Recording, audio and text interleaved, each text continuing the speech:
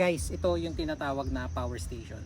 Ano nga ba yung power station? So sa mga walang idea kung ano yung power station, isipin nyo na lang na power bank to pero may steroid. So kung sa power bank nakapag-charge ka ng 2 hanggang 3 cellphone, ito kaya mag-charge nito ng 8 hanggang 10 cellphone. Pero ang malupit doon, kung 10 man ang i-charge yung cellphone dito, may matitira pang 60% para makapag-charge ka ng iba pang gadgets. So itong nasa harap nyo ngayon na power station, ito yung tinatawag na EcoFlow River 3 Max Plus. So para mas madaling maintindihan ng mga viewers, ang kaya nitong i-power up ay ilaw, electric fan, PC, laptop, and TV, kahit yung PlayStation 5 kaya nitong i-power up. So sa mga camper, hindi na bago yung ganitong mga power station kasi marami nang lumabas na mga ganito at marami nang gumagamit nito. So merong dalawang kilalang brand, isa na tong EcoFlow and yung Bluetti. Isa sa mga pros nito is pwede siyang madala kahit saan. So yun nga, bagay na bagay ito sa mga campers. Magagamit din to sa mga emergency, like kunwari nawala ng kuryente, magagamit nyo to. So nung nagkaroon ng malawakang pag brownout, naging useful sa amin to. Hindi kami nahirapan. So meron kaming ilaw and meron kaming nagagamit na electric fan. And at the same time, nakapagtrabaho yung misis ko gamit tong power station na to. So ngayon pakita ko lang sa inyo kung ano yung feature ng power station na to. So meron ditong AC na saksakan. Ito yung saksakan para sa tawag dito sa kotse. Ayan. Ayan. So meron ditong USB Type A, Type C na 100 watts. Tapos isa pang USB Type A. Ito yung power on, dalawang power on. Tapos ito yung USB Type C na 140 watts. So magagamit to sa mga MacBook. Ayan.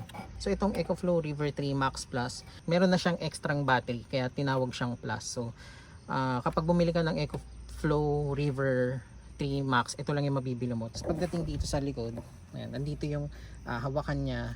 Tapos dito yung output, AC output. Ayan. Tapos ito yung isa sa pinakamagandang feature niya na pwede mong i-charge to gamit yung solar panel. And ipapakita ko sa inyo mamaya yung setup ko kung paano ko nakapag-charge dito gamit yung solar panel ko. Tapos dito pwede ka pang magsaksak ng dalawang AC output ports. Ayan. So nga pala guys, meron akong binibentang accessory para dito sa EcoFlow. So ito, organizer to na nilalagay dito sa taas. Ayan. Stick yan. Dito mo pwede ka maglagay ng cellphone dito, mga cables, ayan, kung ano-ano pa. Ngayon ipapakita ko naman sa inyo kung paano yung setup para makapag-charge kayo sa solar panel. So ganito yung itsura ng panel ko dito sa taas ng bubong namin. Yung araw ay nandito. Tapos mamaya pagdating ng hapon, andito na siya banda. Kaya saktong-sakto dito. So make sure guys na kapag maglalagay kayo ng panel, nasa tamang angulo kasi kapag hindi tama yung angle ng pagkakalapat nyo sa bubong nyo, minsan hindi tama yung na-harvest na light. Kaya hanapin nyo yung tamang angle. So sa akin kasi binago ko pa yung mga angulo niyan. So ito yung pinaka okay na angle. And tong solar panel na to, ilalagay ko na lang yung link sa description sa baba para ma-avail nyo. Tapos itong panel din na to, waterproof siya.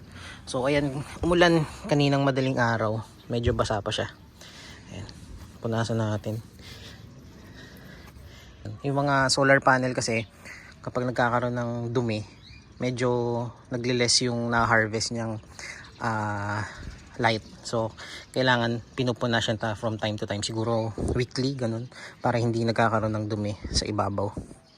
Ang isang maganda dito, yung harap nito at saka yung likod, nakapag-harvest both. Ayan, yan yung maganda dito.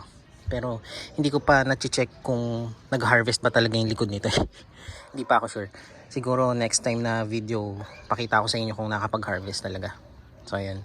So bali 200 watts tong solar panel na to. And hindi niya talaga kinakaya yung 200 watts na yun. So kapag ganitong oras, alas 9 ng umaga, siguro ang na-harvest nito from around 40 to 60 watts lang. Pero mamaya, pagdating ng mga 11, 12 or 1 p.m., umaabot na to ng 140 to 150. So ngayon punta tayo dito sa power station and check natin. So ayan, ito na yung wattage na nafa-farm natin, 72 watts. Ayan. Ang oras ngayon is 9 a.m. Lakas na yan. Sabi dito 4.2 hours bago mapuno. Ayan, 4.2 hours.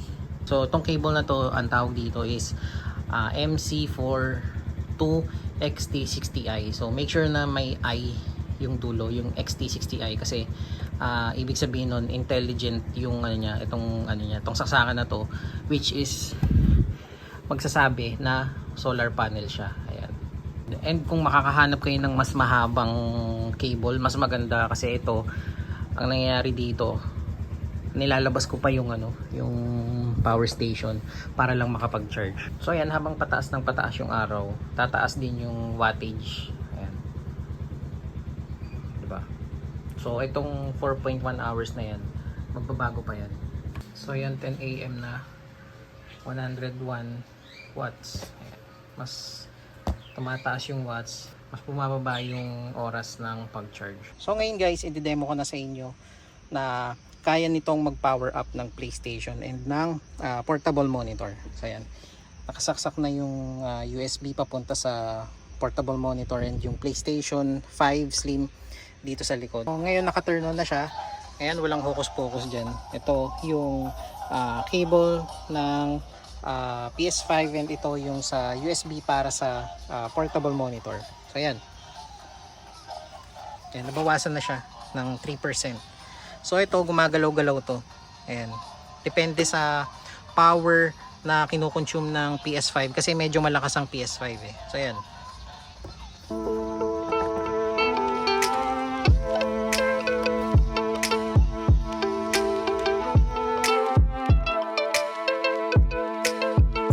So ayan yung demo ko sa inyo na kayang-kaya niya ang PS5 and at the same time with the portable monitor.